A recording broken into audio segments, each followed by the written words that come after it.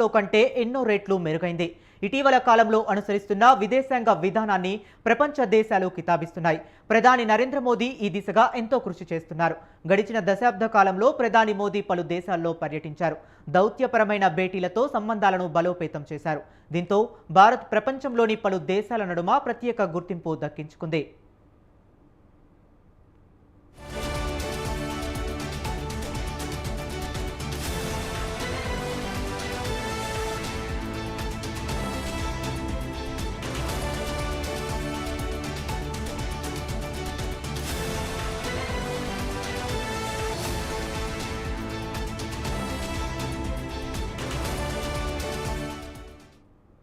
పహల్గాంలో పాక్ ప్రేరేపిత ఉగ్రదాడి తరువాత ప్రధాని మోదీ తీసుకున్న చర్యలు ప్రశంసలు అందుకుంటున్నాయి.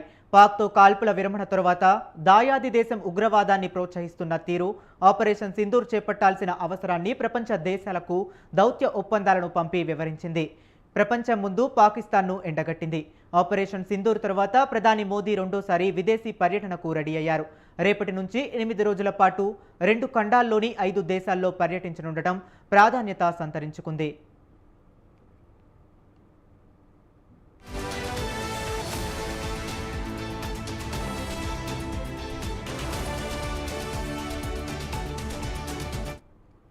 జూన్ 9 వరకు జరిగే ఈ పర్యటనలో ఘనా, ట్రానిడాడ్ టొబాగో, అర్జెంటీనా, బ్రెజిల్, సమీబియాల్లోని ప్రధాని మోదీ పర్యటిస్తారు.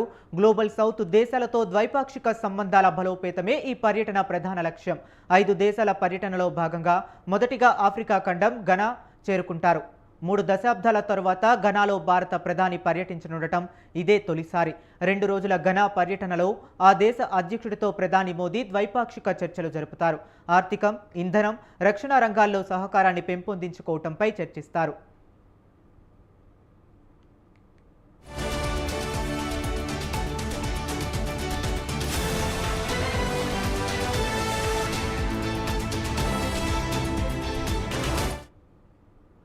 ఘనా నుంచి కరేబియన్ దేశం ట్రినిడాడ్ టొబాగో వెళతారు. 1999 తరువాత ఈ దేశంలో భారత ప్రధాని పర్యటించడం కూడా ఇదే ప్రథమం.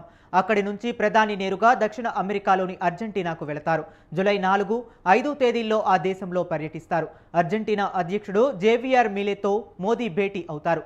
రక్షణ, వ్యవసాయం, మైనింగ్, చమురు, గ్యాస్, పునరుత్పాదక ఇంధనం, వాణిజ్యం, పెట్టుబడుల వంటి కీలక రంగాల్లో భాగస్వామ్యాన్ని మరింత ముందుకు తీసుకువెళ్లే అంశాలపై ఇరువురు నేతలు దృష్టి సారిస్తారు. బ్రెజిల్ పర్యటన ఇరు దేశాల మధ్య వ్యూహాత్మక భాగస్వామ్యాన్ని మరింత బలోపేతం చేస్తుందని విదేశాంగ శాఖ పేర్కొంది.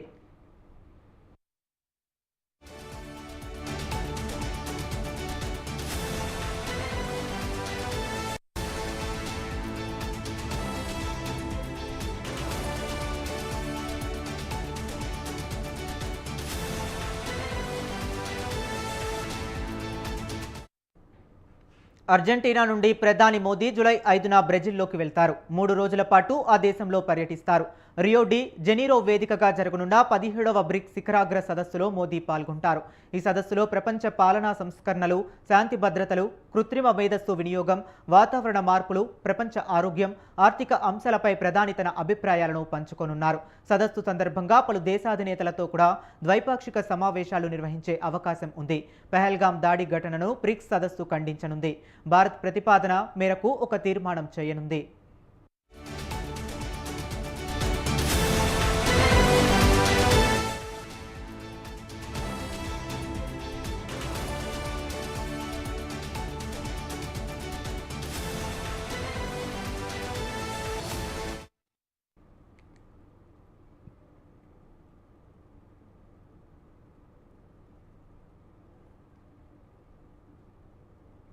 అమెరికా నుంచి